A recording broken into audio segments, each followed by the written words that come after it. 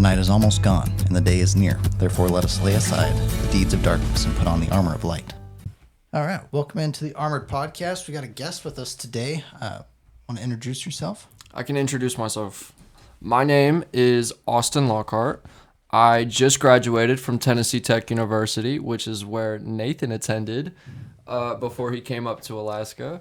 And now I'm an intern outreach minister with the campus ministry there. Awesome. So, how long have you been doing that?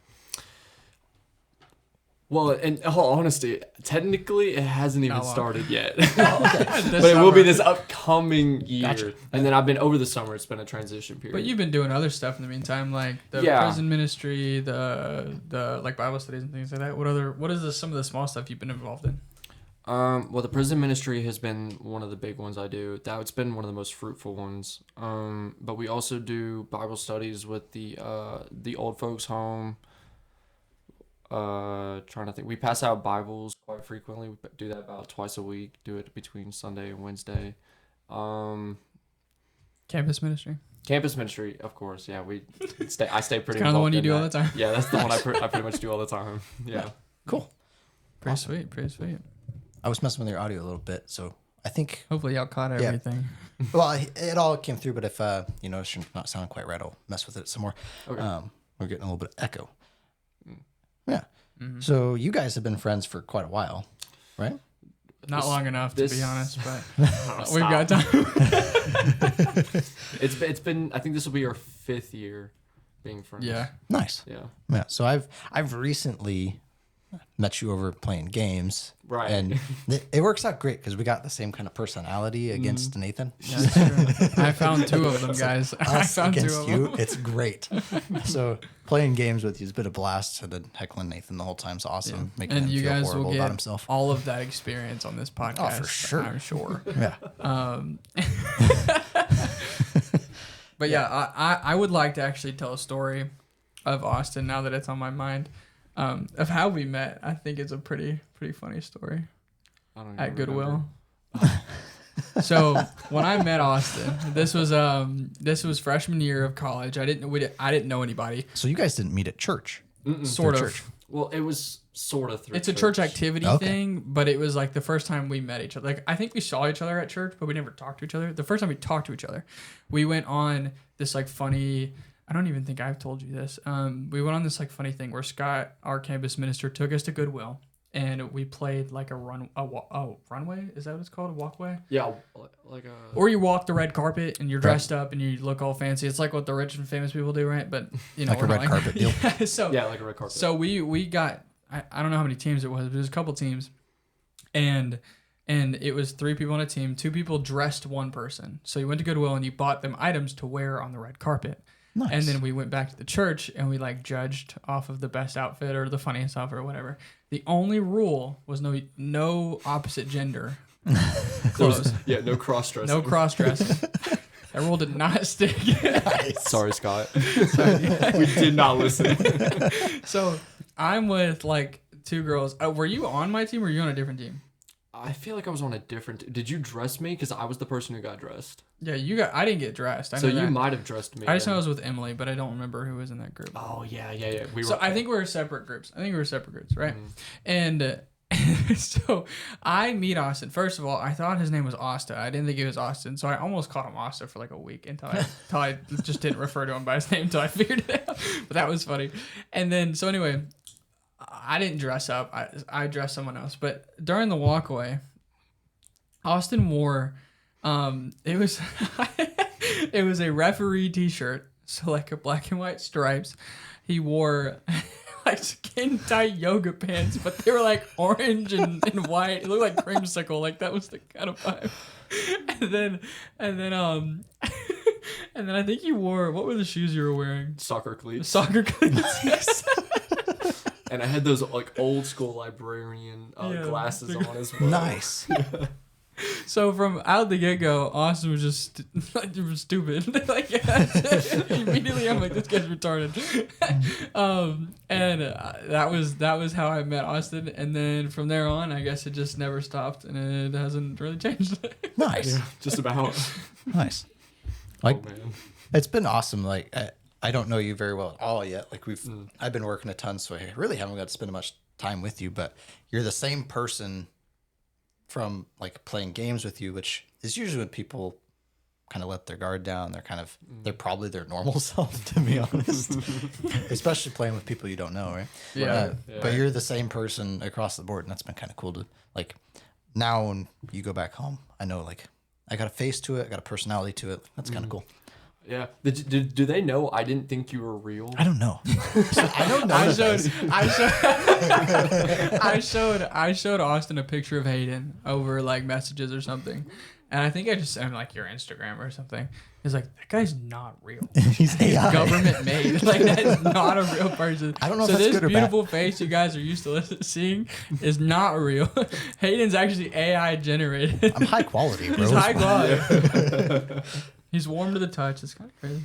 Can't say I've ever heard that before. that was a little strange. Yeah. Well, we have a lot to get into.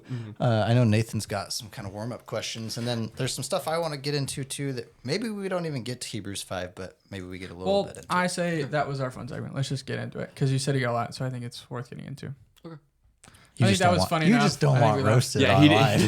He couldn't think of a question that he wanted to do. No, I thought about a few, honestly, but I don't know. I mean, I'm intrigued with what you have, so I really just want to get into it. Okay. I'm intrigued. So a little bit of it is a confession on my part. So it's caused me to do some thinking. So while you guys, the Tennessee group, so this is the same Tennessee group, if you remember last year came up, again, some familiar faces, some different faces, came up here to do some community outreach and things. So part of that, they held a gospel meeting with us just to catch everybody up to speed. And you guys actually both did sermons through that gospel meeting. You guys did great. But Austin brought something up that kind of challenged, maybe not challenged me, but kind of hit home with some things that I'm currently struggling with. So, and then the next day, I always have a podcast or a sermon or something going on while I'm at work. And it happened to be it wasn't even necessarily like along the same lines of your sermon, because you were talking about unity. I think this podcast I was listening to was something about like, it might've been identity but two sentences stuck out to me. Something you said and something he said. And I'm probably going to like butcher it because I've got the concept in my head. So maybe I'm totally in left field with what you were talking about, but maybe you'll catch on to what I was talking about. So Austin's like, I did not say that. It was mentioned in both sermons. I don't remember which one was which, but you guys both mentioned the idea of if you're not hearing God's voice, and I think yours was along the lines of hearing or seeing the Holy Spirit work in your life. I can't remember which one was which. Are you tracking? I would have done the Spirit moving. Okay. Yeah. So I think you mentioned that if you're not seeing the Spirit work in your life, and then other guy mentioned if you're not hearing God's word in your life, then something's wrong. And that's been something I've been like really struggling with lately, is like my fire for God, fire for the church is maybe not an all-time low, but I'm definitely not like committed right now. Like I'm having a hard time doing my daily Bible study, having a hard time just like desiring to be at church, those kind of things. I want to be here. I know I want to be here, but I'm walking through a season of life where I don't necessarily want to until I'm there. Then it's like, oh yeah, I need to be here. But getting myself motivated to go has been a struggle. And so that really challenged me.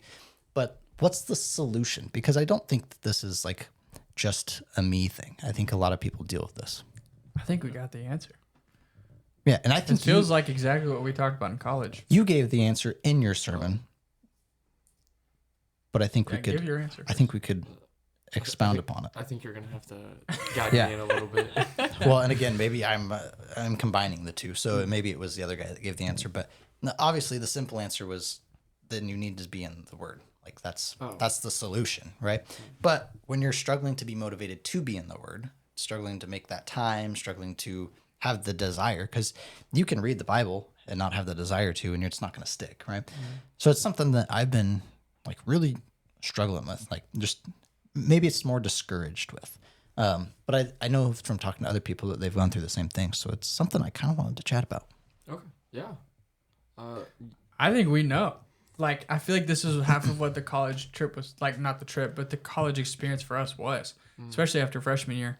I mean, we spent in a continual daily effort to be the ones that talk about our readings, to talk about Jesus, to talk about how he's moving at all in our lives, to be, if the only person in the day that mentions the name, then we've done our part. Like, I think, at least from what we've talked about since I've left, it feels like, at least correct me if I'm wrong, but it's the message I'm getting is that fire in the group in college has kind of dwindled a little bit. Not to say like I'm responsible, but I mean, it was an effort that we both made continually. And then through our effort, more people tagged in.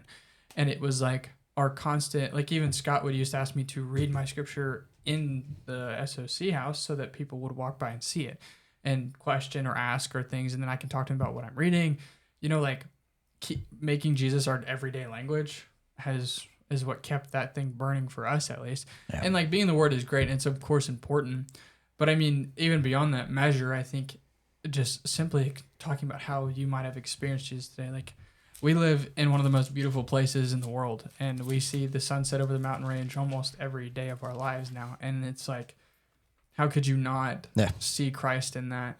But I think the distinction lies here is where you see that and you acknowledge it, because I'm sure you see it and think, wow, that's pretty. Wow, God's good. But it doesn't go past there. It kind of stays right there in your mind. It stays on that drive. But if you were to bring it home and be like, hey, Megan, look what I saw. Look how beautiful that the Lord has made this creation for us. Like, that's going to spark her interest, make her mind click, and then it's going to keep going from there. Like, it's this chain reaction that for some reason just stays with us and we don't communicate it. Yeah.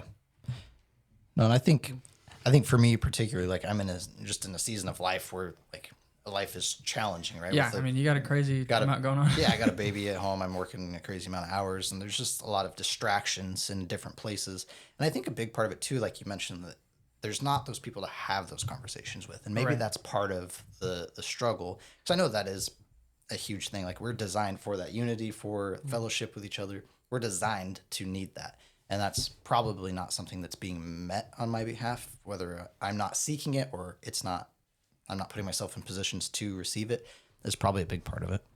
But yeah, I mean, you want to say something? No, go ahead. I mean, you have a wife, like someone lives with you. And I mean, I've gotten to know Megan weirdly a lot recently. Like, for some reason, the last 2 weeks I've got to spend a lot more time with Megan. But at least, and like, even with just having Austin in as a roommate, it encouraged me to speak and read so much more about Jesus and the world revolving, just because I knew I had somebody literally next door that I could step in his room without leaving my room. Right. To just be like, dude, I was reading this and this is weird. What do you think? Like, simply just asking the question is what kind of kept us going, I think. And, you have a wife who's in the same room as you, same house as you. And I know it's harder with a kid and you've both got your own responsibilities. So there's things that come into play there, obviously. But I don't know. That's my thought. Is just keep talking about it. And then eventually, not even eventually, almost instantly, I feel like you instantly feel more revitalized. You want to read more. You make it a goal, almost a challenge in a way. If you're doing it with someone, like, what did you learn about today? And if you didn't learn, you feel guilty. Like, I didn't read my Bible today like he did. No, I should do that today. Right. Like an accountability partner kind of thing. Right. But it's so much, I feel like it's so much more than accountability partner, because accountability partner is only really there when you fail. Right. What we're striving for is someone who's continually pushing each other forward. Like, it's not necessarily just like I'm here if you need me. It's I'm bringing you with me. Like, I'm moving forward and so are you. And the goal is like both of you pull on different times in periods of your life. Mm. It's Proverbs 27:17. Iron sharpens iron, so as man does another. You're not just sharpening when you think you're dull. It's a constant sharpening throughout your life. And so you're constantly there. But I love that you brought that up, because I wasn't even thinking that. But like, me and Nathan did, I think it was every day we would go into one of each other's rooms and just go talk. And there was accountability. There was a massive part of that, but there was also talking about the good things, talking about the things we were learning about, something that we thought was cool. Right. Conversations we had with others, like things would just spark up all the time. Exactly. And it literally was just talking about your life pretty much. And I did talk about this in my sermon. It was, at first when I got into college, which is, by the way, when I became like a Christian, it was about that time. It was a little before that time, but it was, Yeah, we literally almost walked the same path for a little while. Yeah. It was kind of crazy. And so it was just like it was very discouraging to talk about my faith because it felt awkward, it felt forced. Like I knew I was supposed to, but I didn't really feel the desire to. And also for us, we were kind of outsiders in the world of the Church of Christ. So it was a lot nicer to have a person who kind of understood the differences when it comes to like the faith that we grow up in. Yeah. And it was just it became an encouragement to have that person, but then learning that kind of balance with Nathan, I came to know that it was like to make it easier to talk about it, it has to be my whole life. Right. Like it's like what do I? Oh, it was like going home from work and someone asking you how was your day. You would talk to them about how work was. Right. Is the exact same thought I have with my faith, and I flipped to something earlier and when I say like my faith sounds like my work, and that makes it sound like, oh, your work is so boring. You hate your work. You don't want to go to your job. But when we did a Bible study in 1 Thessalonians in chapter 1, verse 3, it says, we remember before our God and Father your work produced by faith, your labor prompted by love, and your endurance inspired by hope in our Lord Jesus Christ. And so when we broke down the Greek in the words, it was the work and labor. So your work by faith and your labor by love. The work by your faith is not a work that's unenjoyable. Right. It's a work that you wake up and look forward to go do. It's that job. It's that dream job you've always wanted since you were like 10 years old. You're so excited to go do it. But on the flip side, your labor prompted by love is almost the opposite. Like you still want to love. We still love. But that love is tiring and it weighs on you because that's what love will do if you let it. But so when we talk about like your faith and your work being like coincided, that's the idea. It's not like it's weighing on you. It's exciting and you want to go do it. But also when you get home from work or when you're relaxing from that work, you are excited to talk to people about it. Like if you did something really good at work, like you work at Foster's, right? Yep. Like if you did some, I have no Man, idea I dug what the you do. biggest hole ever today. Yeah. Yeah, like if you did. Big. Yeah, if you stuck like massive. an ore and like if you found like an iron vault or something. Has nothing to do with your job. Maybe, I don't know. Let's just for someone out there. they found something cool at their job. You'd want to go home and talk about it. That's the same way I feel about my faith and how I did. But even if it was the smallest thing, I'd want to go home and tell somebody. And Nathan was just that somebody. Right. But like he was Just talking conveniently, Megan, I guess. like just easy to talk about. Someone here, I'm sure. I'd literally obviously I'm here for a week on a mission trip, but like just showing up because we live somewhere else. Show up to church in the morning when everybody else gets here. Talk to them, and I'm already like, I'll be so tired in the morning. I'll be like, oh, okay, it's time to get back to work. Someone comes in, starts a conversation. For some reason, my brain explodes with how happy I get. And I'm like, oh yeah, let me tell you about all The this and all this. dopamine and all is this. crazy. Yeah. Yeah. Well, that's the weird thing is like once you're there, once you're surrounded by those people, you immediately feel that rejuvenation, that excitement, right? But how do you go several days without contact with people? And that was also part of your sermon, I believe, is that's something the early church didn't do. They met daily. And I think we were designed for that. In American culture, we don't value that. It's career focused. It's where we can get focused. It's not about relationships. And especially for, I don't know, like I have Megan and I have family that's Christians, so I have an outlet. But what about for people that don't have that immediate outlet? Because you think about, I imagine our podcast probably reaches more our demographic and then a little younger maybe. They don't have that yet. A lot of them, like you look at, especially men our age, most of them aren't married. They don't have that resource to go to that's we're with not. them all the time. Yeah. Like we are this demographic. Yes. Just the numbers don't lie. Like most Austin posts young up men his and Tinder women. profile. Yeah. But what do you do for, like, what would you say for the people like that are in that situation? Honestly, I mean, this is going to sound crazy, but I say find someone you can do it with and go room with them. Get a place. Yeah. Like, the truth of the matter is so much of this walk, especially in today's world, and the way our brains are wired, that we need this constant, like, I don't think they needed it to be this constant back when. because they were such more devoted to the word. They found so much more fulfillment in the little things. Like, that's just not the way we are programmed anymore. So in order to keep us clicking and keep going, we need that constant, like, firing new thing, new scripture reading, new opinion, new person, like, constant. Like, we need that. So, like, I don't think if we didn't have the college house or we didn't live together, like, I don't think either of us I don't think I'm here today. I don't think I don't think either of us are where we're at today because we didn't have the constant firing need.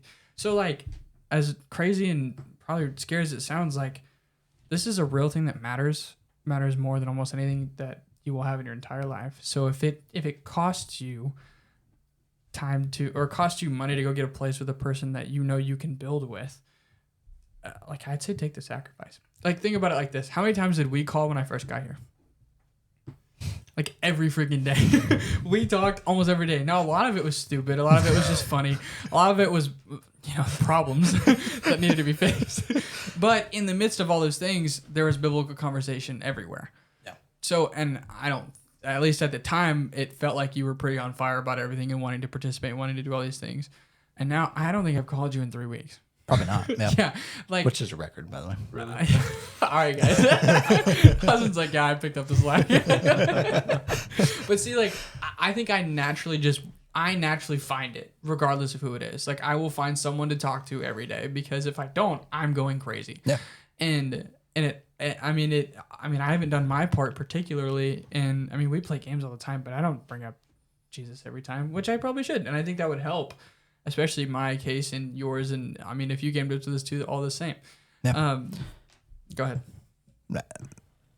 I don't think I had anything yet. Oh, I could. Yeah. I think for me, like, this has been like a downhill trend for a while through some things we've talked about, like personally with there's a lot of things that are going on that make it hard that are definitely like probably what started this downward trend. But I know that from talking to other people, like, this isn't just a rare case. Like, I'm sure everybody's walked through this.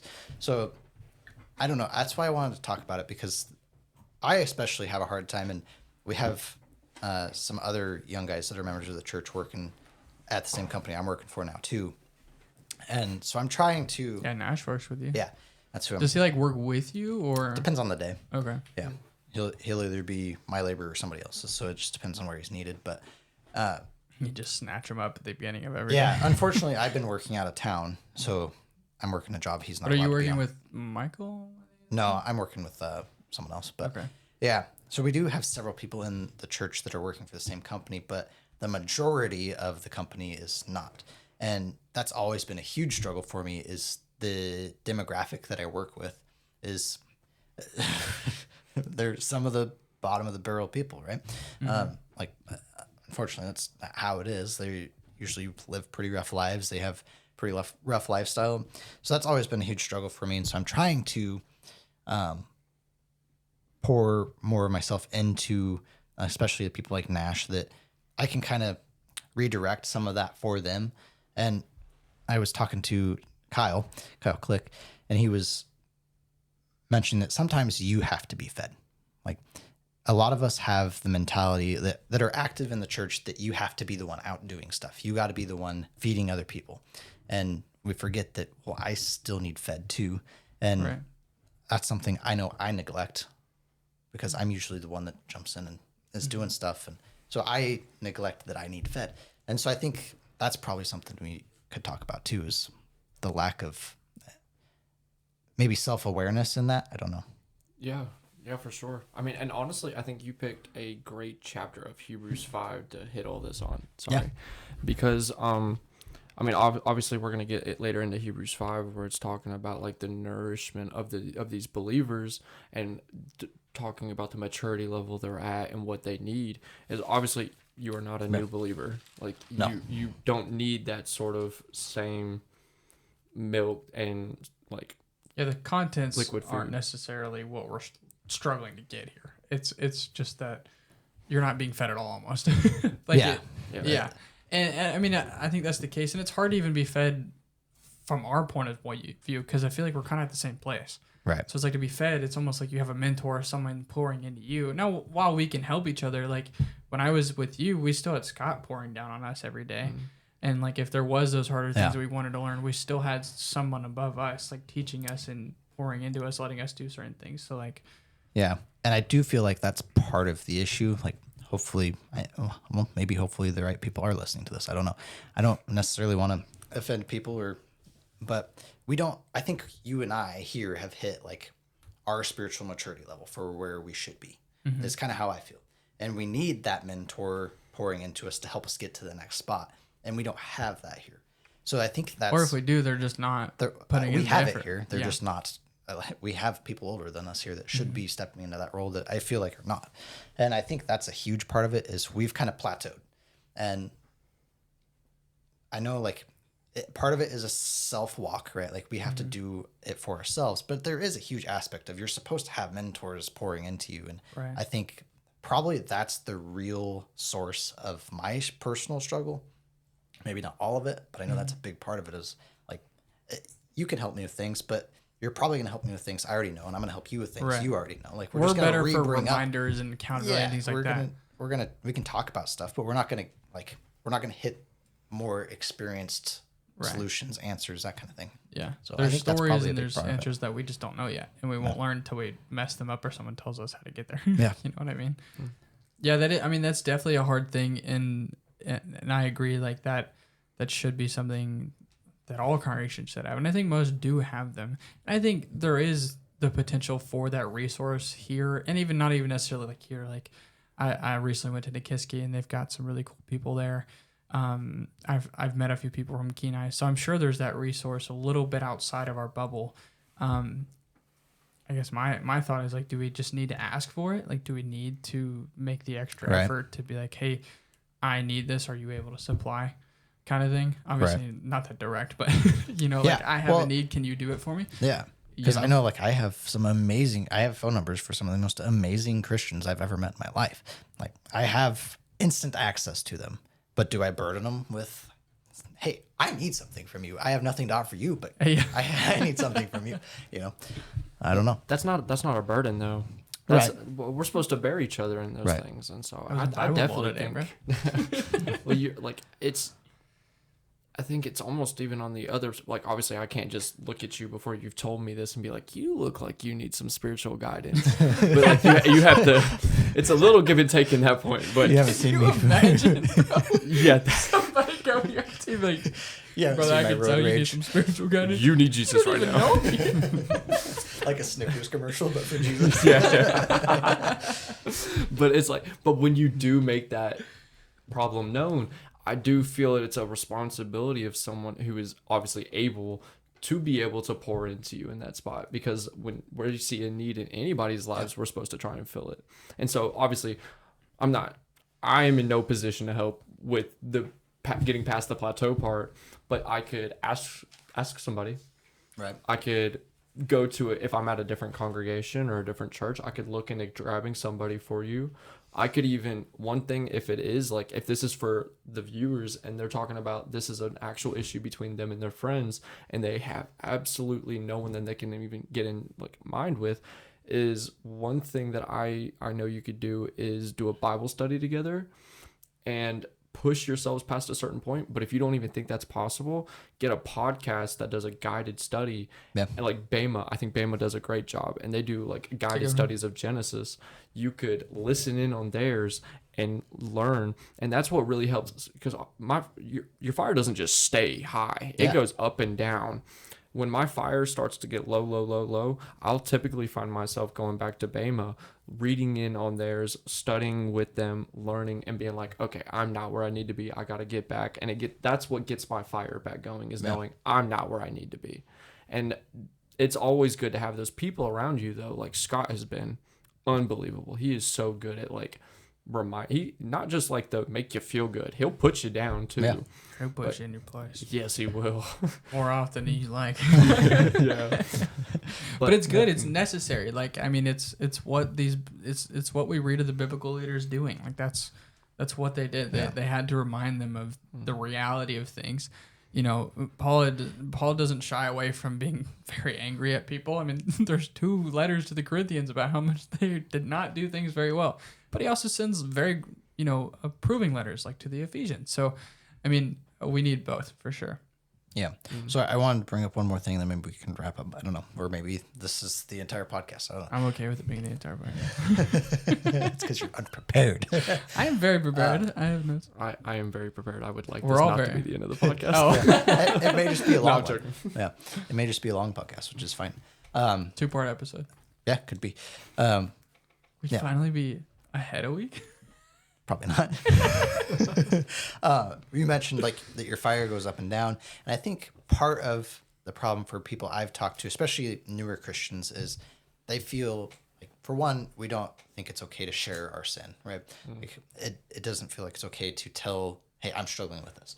But also, like, you feel like something's wrong with you if your fire is down for God. Like, I was just baptized and I'm already like a year in, and I don't want to open the Bible. Like, something's wrong with me. I need to keep this hidden. Yeah. And so I think there is an aspect of that maybe it's a cultural thing. I don't know.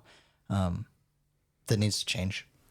Yeah, I was actually just this isn't gonna sound like it's relevant, but I promise I will get to a point where it is. I was watching a reel this morning, and relax, and it was this girl talking about but she was talking about Go ahead, finish the quote. We're working on it. You deal with this every day. You've dealt for this longer than I have. Yeah, but I mean, he's been gone from me for a little bit.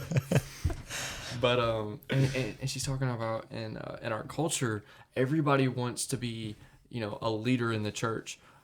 I think the exact wording was, everybody thinks they can be a leader in the church, but we need people who know they can be a servant in the church. And it's like, we're called to be servants. We're called to have that sort of lowliness and that humbleness. And everybody's trying to reach for the top. And it's very much the same in America. It's very much like you are constantly working for the best. And we are, as a Christian, we are working for the best for God. But in the end, Christianity is one of the only religions where we fall back and we say, hey, we're not perfect. We're not going to be the best. We're not going to be even remotely close to what God I has can't be called. the CEO of heaven. You cannot. There's no, like, you can work for it. I would almost say you would even fail even harder than most people if you're trying to be the CEO of heaven. If you're trying to be that level. Bro, screw that, man. I don't want that responsibility. Oh yeah, that sounds like too much. No, bro. You barely take care of your dog. I can barely take care. She has not been fed tonight, guys. I'm a terrible parent right now. You don't have to rat yourself out. Hey, Christians are supposed to be vulnerable with their sin, and I have messed up tonight. Fair point. Probably didn't do the best job representing what you're supposed to do when a brother or sister comes to you with sin. We just dogged on them. Yeah, take notes, guys. Start to This is see how where this culture came around. Yeah, it's your fault, people. No. But when your fire gets low, it's not anything that you're doing wrong. It's honestly just that's your flesh at like war with your spirit. Like, it is a constant battle, and sometimes it feels like the flesh is winning, but the flesh cannot overcome. That's the beauty of it, is we have a spirit, and the Spirit of God will be empowered and will never allow the flesh to overcome, so as long as you still have faith. And so through that faith, so much is powerful. So when you start going into those slumps and you start feeling like it's getting too far gone, go back to God. Ask for a revitalization of your spirit. Like, even in 1 Thessalonians, at the very end in chapter 5, it says, do not quench the spirit. Like, there is a possibility that fire can go out, but you keep it alive, and you keep it alive through that unity we've been talking about, through that staying together as often as you can. Do it. Singing songs, singing those worship songs, staying in the Word, praying, just having one conversation a day about Jesus, I think will definitely keep you moving forward. Yeah. And it's just those little things throughout the day. Yeah, no, that was an excellent summary of what we talked about. No, I appreciate you guys talking about it, because I wanted to bring it up because I feel like for that last part of the conversation of that people are afraid to bring up that they're struggling. And I just wanted to point out that it is normal. Like, it is something I'm definitely struggling with and something I'm aware of. But I think it's not my first time taking that dip, right? I think I was 10 when we started coming to church consistently. So I've been around it long enough to know, like, this is normal. but a lot of people don't know that it is normal and that there isn't a solution, you know? So I did want to bring it up because we host a podcast. You would think I'm in the Word. I'm trying to present you something that is accurate, and I am. But was I fully committed to making my notes? Probably not. Like, this is a normal, like, we are flesh. Like, it's a normal dry spell of Christianity. Like, it happens. But yeah, excellent summary of that. Yeah, and I really do want to take the time to appreciate, like, taking that opportunity to be vulnerable and showing that, because I really don't think that's shown enough, or at least it wasn't for me. I don't know how it was for you, but coming into that, yapping about things I don't do right. Y'all know me, bro. I tell you. I don't feed my dog. I don't feel my dog. She's hungry, bro. I'm talking about role models. I didn't have a proper role model that was vulnerable per se until I had gotten, and honestly, I think Nathan was my first role model that was vulnerable. Yeah. And that was like all my friends, we were close, always close. I have best friends that we are tight. Yeah. But don't know their struggles. But I don't know their struggles. And not until I actually became a Christian did I come to realize you talk about those things with people. And so many people, especially our age, don't. And that's part of why, like, I didn't have those role models either. So that's part of why I try to bring stuff up, even when it totally derails the podcast. Like, if we don't bring it up, it may never get brought up to somebody. And that's what's going to keep people from rekindling their fire for God. Absolutely. I wanted to ask my question before we hit, like, the close. But, I mean, we can move on if we want to. Because it was like an additive. Go for it. But then I feel like I put everything nice with a little bow, and I was like, I feel like I'm opening it all up again. That's usually how you roll, but it's fine. I tried. We're used to it. Okay. They're used to it. All right, you rats. You talked about how you feel like you were lackluster with your notes. That just made me think of recently, because not in the same light, but in something similar.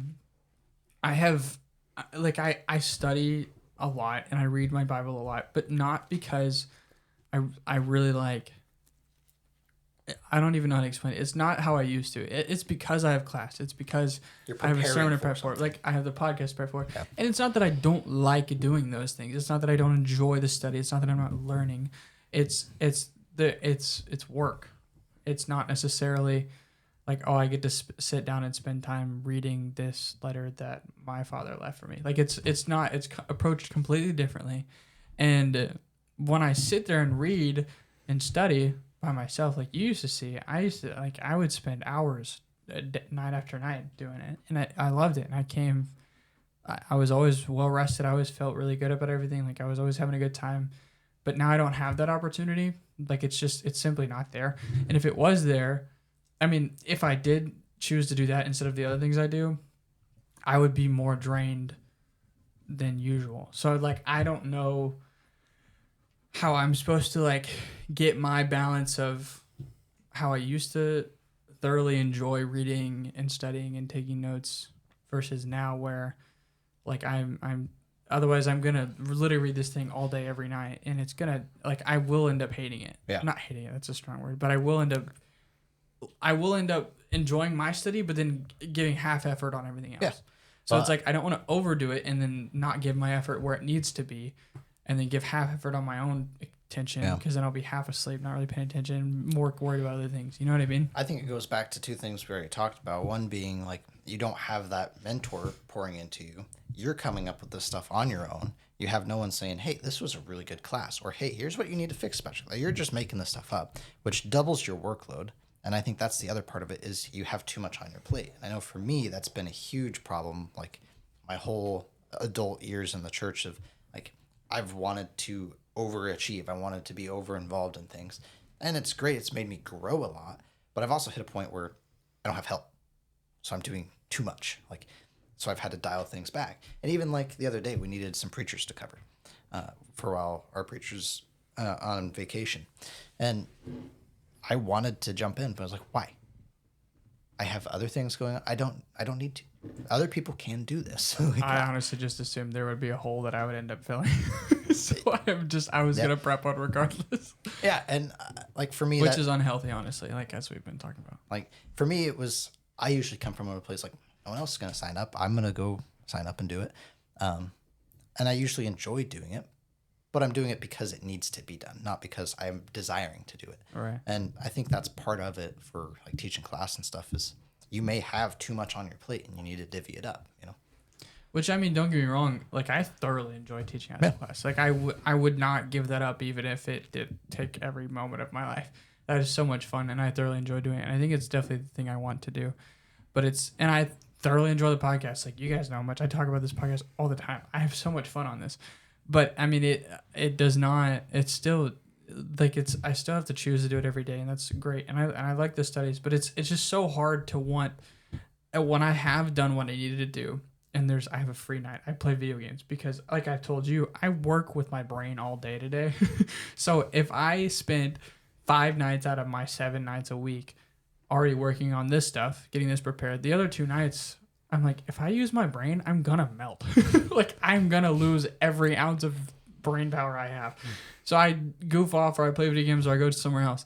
And it's like my time for my brain to relax. But it's like, I don't have time for the long-winded 6-hour studies that I used to do. Like, I love that, and it feels, but I don't have that anymore. That's part of where I'm at is like with a baby in the house of, I get up early for work. So either I have to get up earlier to do my Bible study, right, or I got to stay up. If I stay up, he's going to be awake in the next couple hours. So I'm not going to sleep. So there's like, that's part of my problem is where do I fit this in? And like my solution lately is listening to sermons and that kind of thing of my personal study. But that's not the same as sitting down with your Bible open and reading things, but trying to do the best I can with the time I've got. But well, I can't offer too much advice on this as I don't actually have a real job. Finally, he admits it.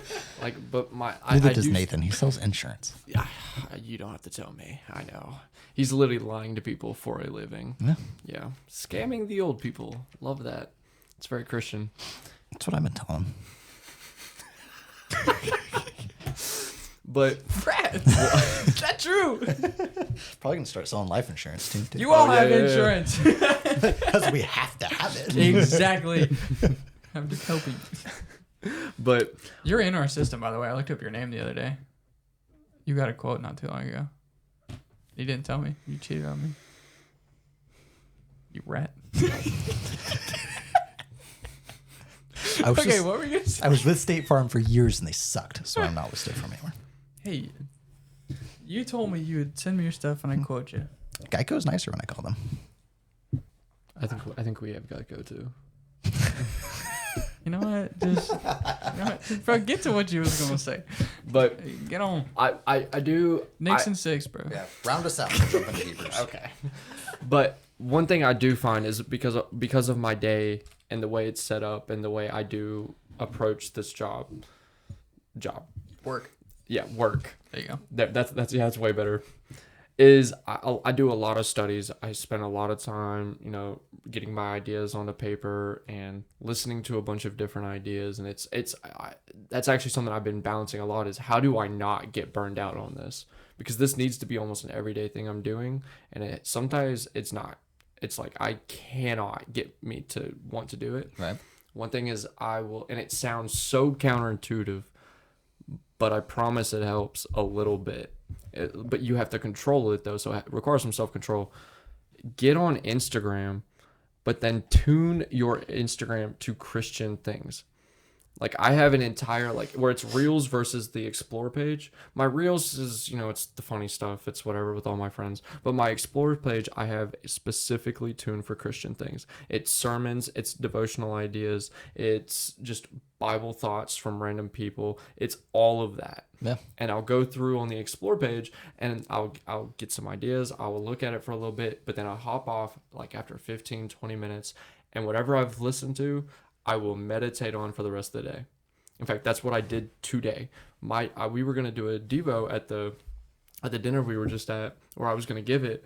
That Devo was something I had been thinking on all day from a reel that I had just watched this morning, which I just shared with y'all. It was the idea of everybody thinks they can be leaders, that they think, but everybody needs to be the servant that they know they can be. And it's just that simple. I literally watched reels for 15 minutes today, spent the rest of my day meditating on it, getting ideas slowly. And it also just helps when it's on your brain. You are more accustomed and more inclined to go do very Christian things. Like, you're more willing to go up to people and talk to them. You're more willing to pray over that person that needs help. You're more willing to do an open act of kindness when you're thinking about your motivation for doing those things. Yeah. Yeah. It's a mindset. Mm-hmm. Here's a solution. If any of our listeners are the mentor we're looking for, give us some advice in the comments. Like, clearly we need it. We didn't have the answers today. So truly, like, if Kyle was listening, or if any of our other people out there that you know happen to know somebody that is that mentor, get the. Thanks for listening. If you have a topic you would like us to cover, email us at armoredpod@gmail.com. And please be sure to like, follow, and subscribe wherever you listen to your favorite podcasts.